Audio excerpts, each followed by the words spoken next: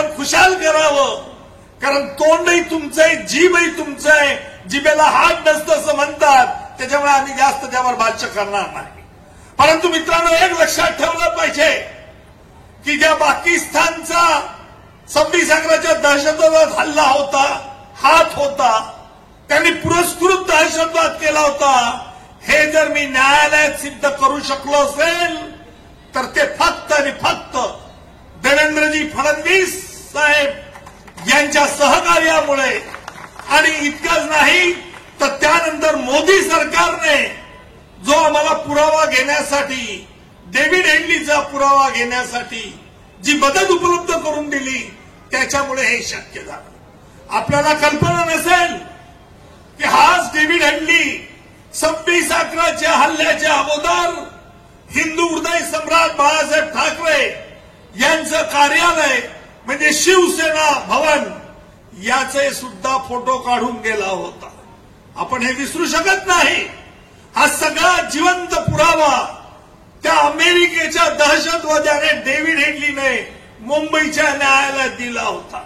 आणि म्हणून जेव्हा आम्ही याच्यावरती सनसनाटी आरोप केले तेव्हा काँग्रेस पक्षाने म्हटलं की आमची ही भूमिका नाही, आमच्या महाराष्ट्रातील विरोधी पक्षनेत्याची ही भूमिका आहे. माझा प्रश्न काँग्रेस पक्षाला आहे, तुम्ही स्वतःला वेगळं सोडू शकत नाही. तुम्हाला जर खरोखर आपल्या त्या नेत्याच्या तथाकथित वाक्याबद्दल दुःख होत असेल, पश्चाताप वाटत असेल, तर तुम्ही देशाची क्षमा का मागत नाही? तुम्ही त्या शहीदांच्या घरी जाऊन आमच्या त्या नेत्याचं चुकलं, त्याचं ते बेछूट बेलगाम वक्तव्य हे देशाला हानिकारक आहे हे म्हणण्याचं धाडस का दाखवत नाही? म्हणजे तुमची अशी दुटप्पी भूमिका, आम्ही त्याच्याशी सहमत नाही, त्यांचं ते वैयक्तिक मत नाही, ही जनता दूधखडी नाही. तुमचं देखील रहस्य माझ्याजवळ आहे, हे लक्षात ठेवा. मी अनेक सरकारांमध्ये काम केलेलं आहे, आमच्यावरती संस्कार आहे, त्यामुळे झाकलेली मुळा मी 1.25 लाखाची समजतो.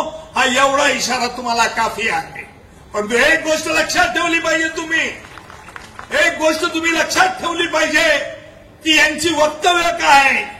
यांचा सर्वोच्च नेता असं म्हणतो, आम्ही सत्तेत आल्यानंतर तुम्ही जी संपत्ती कमवली असेल त्याचं वाटप जर तुमच्या मुलांना नातवांना होणार असेल तर इनहेरिटन्स टॅक्स आम्ही लावणार आहे.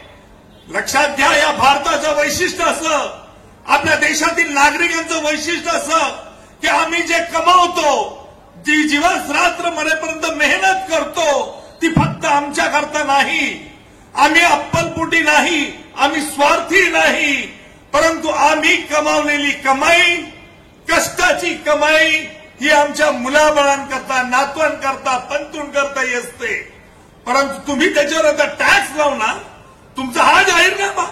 अरे काँग्रेसवाल्यांनो, कुठे हे पाप फेडाल? तुम्हाला याचं उत्तर द्यावं लागेल. या निवडणुकीत तुम्ही जो आमच्या शहीदांचा अपमान केलाय त्याचा करारी जबाब तुम्हाला या 20 मेला मिळणार आहे. आणि म्हणून तुमचं आज पितळ उघडं पडलेलं आहे. तुमच्या डोळ्यातील अश्रू म्हणजे क्रोकोडाईल टीअर्स आहे. पाण्यात राहून मगर जशी रडते तशी हे तुम्ही रडत आहात, पण काही उपयोग होणार नाही.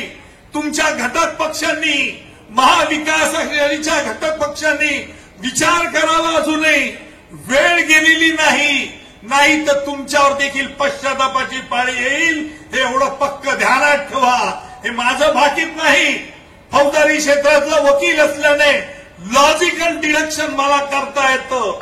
ज्याला म्हणतात सिलोजिझम इन लॉजिक. आणि सिलोजिझम इन लॉजिकच्या आधारे मी तुम्हाला सांगतो की एक ना एक दिवस असा येईल की ज्या दिवशी या महाविकास आघाडीच्या घटक पक्षांना रडण्याची पाळी येईल. तुमचे अश्रू पुसायला तुमच्याजवळ कोणी राहणार नाही, याची तरी आता काळजी घ्या. आणि म्हणून वेळ गेलेली नाही.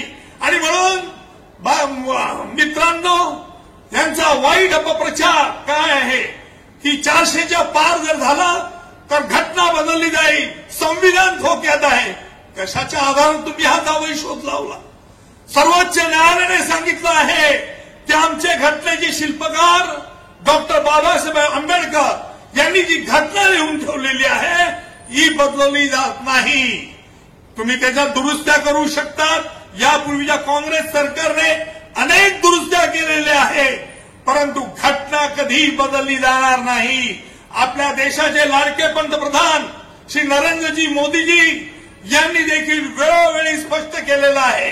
परंतु अनंत काळापासून गोबेल्स प्रोपगंडा करण्याची सवय काँग्रेसला जडलेली आहे.